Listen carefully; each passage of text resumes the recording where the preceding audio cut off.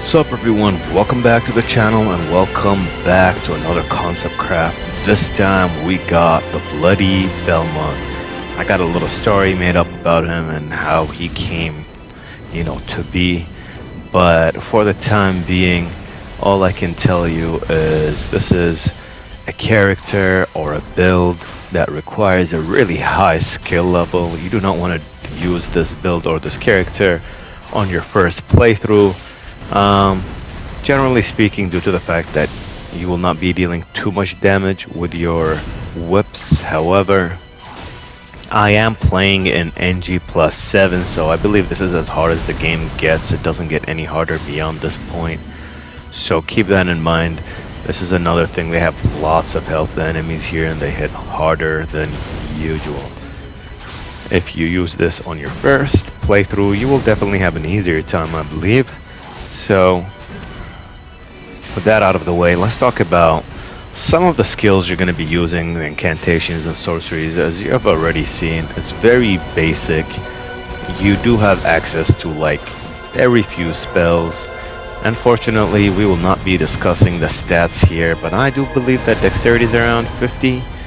I am not using the stats that I want to use because I just wanted to try this build out and these weapons and just the whole build all together with incantations and sorceries and everything to see how well it performs against specific bosses from mid-game, as you can see here, and all the way to some of the end-game bosses. Nobody major. However, as you can see, these guys are end-game bosses and they do hit pretty hard here. But this build does depend on a few things to carry it through. Number one, you have two whips. One of them does fire damage. It has innate fire damage, and this one, the one I'm using right now, has innate bleed build up. So you do have a few good options. You can enchant it with whatever you want, and I believe if you have the affinity, the keen affinity, then your weapon scaling should be at BB when it comes to dexterity and strength, and your other fire one, which you get from the fire giant, scales with faith and mainly strength. So you can either choose one of these whips to carry you through, or you can use them both at the same time and go for a quality build. Actually, not keen. Right now I'm keen because I am using the stats for Alucard, and Alucard has 50 dexterity, as it was mainly a dexterity build. So even though I wanted to try out an arcane build, I probably will do that. I have some gravity build ideas and arcane build ideas, and even at least one more holy build idea, if not more. So going back to this character right now, as you can see, you are depending on status afflictions. So you have poison application here, as you can see we're using. You can change the Ash of War on there. I will probably mess around with a bunch of them and see which one fits the build most. But we have a roar here, the Beast Roar I believe it's called, and it's pretty decent. It scales, I think it's like a dexterity thing, so it probably scales with dexterity as well.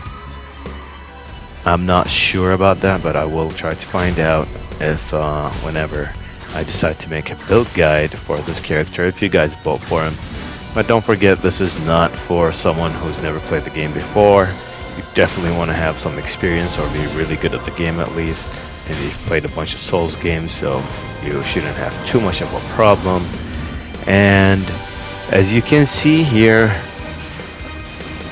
we are also depending on the Ice Crag to help us with our frost buildup, and we do have a fire spell and a lightning spell, and that's simply because we just want to. I mean, there is some lore to it. This is role playing as a Belmont. This is not supposed to be like an OP build, and Don't forget I said a Belmont. I'm gonna tell you what kind of Belmont he is when the build guide eventually, hopefully, I make one for it, comes out. And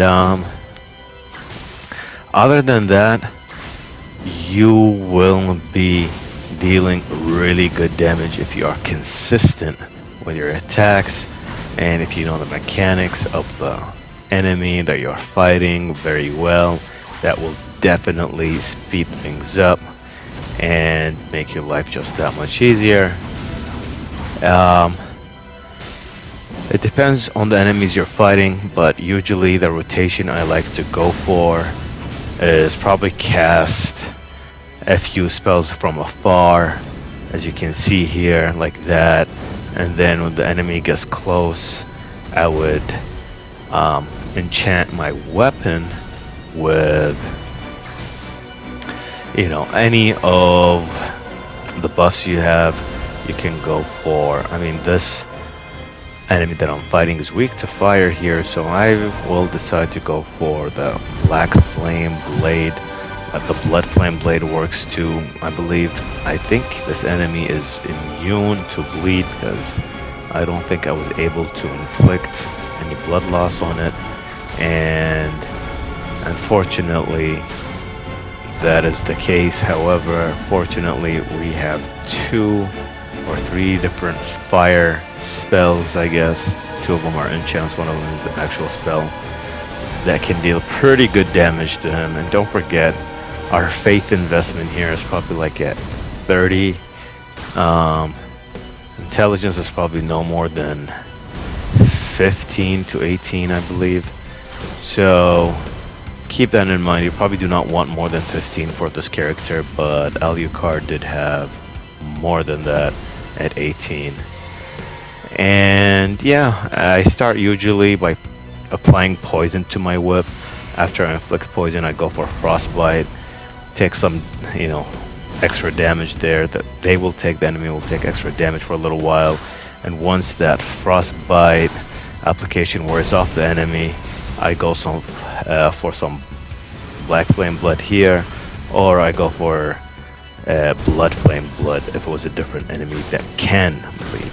Anyways guys, this is the end of this video. I hope you enjoyed watching it. Let me know what you think in the comments below, and as always, I'll catch you all in the next one. Have a great day, take care, and peace.